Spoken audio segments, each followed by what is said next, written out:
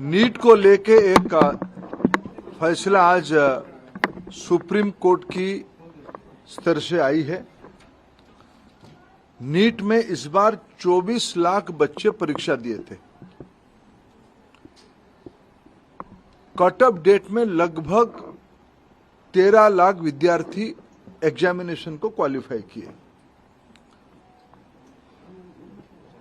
4,500 तरीके centre NEET examination के लिए देश भर में होती है। राजेश जी, आप थोड़ा क्वाइट रहिए।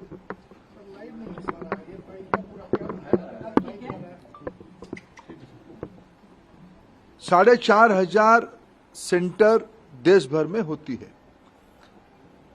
अनेक देशों में भी नीट की सेंटर होती है। खाड़ी की देशों में होती है, पड़ोस की देशों में होती है और 13 भाषा में एग्जामिनेशन होता है। दुर्भाग्य से इस बार नीट की 2 क्वेश्चन सेट्स होता है। गलती ना हो जाए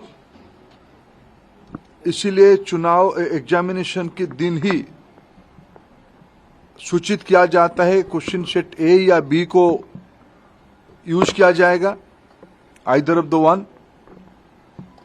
इस बार जब परीक्षा हुआ, गलती से आउट ऑफ 4,500 सेंटर 6 सेंटर में गलती से गलत सेट्स ऑफ क्वेश्चन आ गई। जब परीक्षा चल पड़ी, कुछ समय के बाद उसको संज्ञान में लिया गया और उसको विड्रॉ करके फिर सही प्रश्न पत्र दिया गया। उसमें कुछ टाइम लॉस हुई।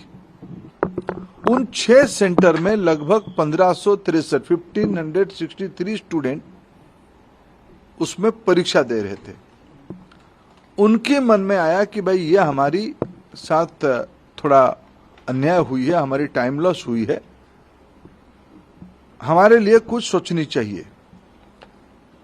सुप्रीम कोर्ट की एक स्टैंडिंग ऑर्डर है। इस प्रकार की कहीं एंट्रेंस में कुछ विषय आती है तो री एंट्रेंस ना कराते हुए एक एवरेज मार्किंग, ग्रेस मार्किंग की मेथड पे उनको कंपनसेट किया जा सकता है। ऐसे एक सुप्रीम कोर्ट की ऑर्डर है। क्लैट की स्टूडेंट्स की क्लैट के एग्जामिनेशन के माध्यम से एनटीए ने उसको अप्लाई किया। एक एक्सपर्ट कमेटी बिठाई, उसमें से कुछ रिकमेंडेशन आई और उसको उन्होंने अप्लाई किया।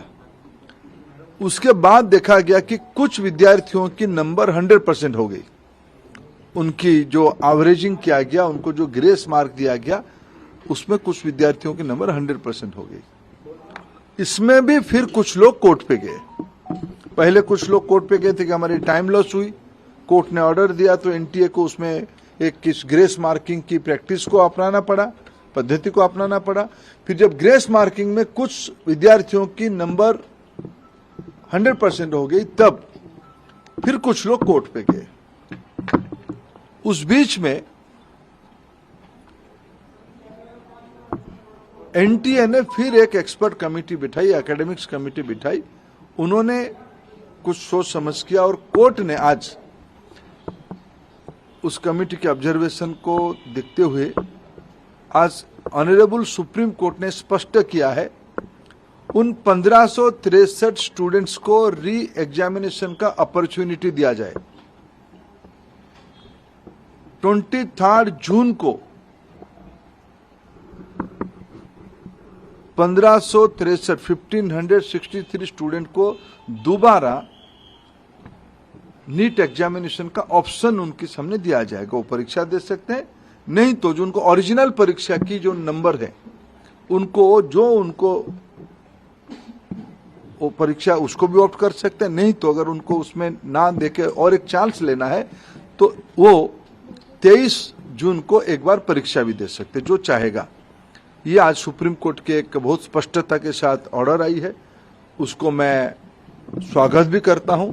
शायद उसके बाद नीट को लेके जो एक संशय और शंका सामने आई थी, वो आज समाप्त हो रही है। कुछ और विषय ध्यान में आई है। सरकार गंभीरता से उस विषय को ध्यान पे लिया है।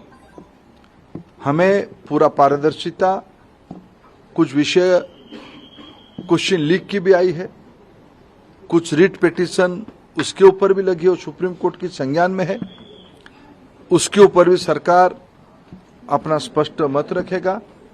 मेरे जितना जानकारी है, नीट एक कॉम्पिटेंट एग्जामिनेशन करने वाला अथॉरिटी बन चुकी है। ये जो 3 प्रेस्टिजियस परीक्षा होते हैं, नीट, जेईई और सीयूईटी, इसमें से देश की 50 लाख से ज्यादा स्टूडेंट्स की हर एक साल अभी एग्जामिनेशन हो रहा है। विश्वसनीयता बढ़ी है, इसलिए आने वाले दिनों में सारे प्रकार की शंका संशय को दूर करने के लिए और पारदर्शिता लिया जाएगा, और जो लोग उसमें कहीं ना कहीं एक आधा जगह पे कुछ गड़बड़ी करने का कोशिश कर भी रहे होंगे, उनके ऊपर कार्रवाई भी लिया जाएगा।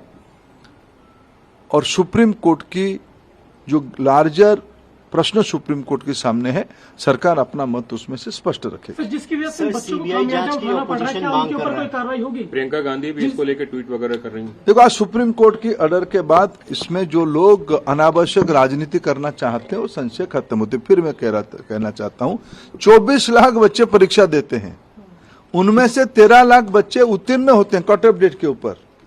यह समस्या परीक्षा में मिसमैनेजमेंट के कारण 6 सेंटर में 1563 बच्चों की आई है, ये स्टैटिस्टिक्स है।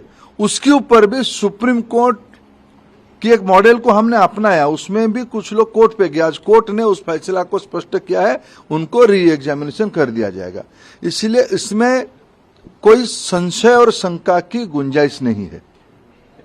इसमें स्पष्ट हो गया है, उन विद्यार्थियों को 1563 स्टूडेंट्स को और एक बार परीक्षा देने की ऑप्शन उनके सामने है, वो चाहे तो परीक्षा दे सकते हैं। लेकिन धर्मेंद्र जी, नाम क्यों नहीं बताया जा रहा है? धांधली का आरोप लगा रहे हैं। कमेटी के लोगों का नाम क्यों छुपा के रखा? नहीं, नाम छुपाने का क्या है? देखो, देश की शिक्षाविदों की नेतृत्व में हुई है, यूपीएससी की पूर्व चेयरमैन उन्हीं की नेतृत्व में हुई है, मेडिकल कमीशन की अधिकारी उसमें है, देश की पुराने वाइस चांसलर उसमें से हैं, और उस कमेटी की रिकमेंडेशन सुप्रीम कोर्ट ने उस विषय को एंडोर्स किया है।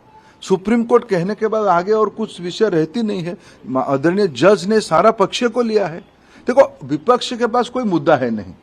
चुनाव में हार के बाद उनके मन में एक इधर उधर की मुद्दा की तलाश में है। वो ईवीएम के पीछे कभी पड़े थे, कभी और कुछ लोगों को काम पे लगाए थे। ये भी ऐसा उनको लग रहा था कि एक मुद्दा मिल जाएगा, लेकिन जब आज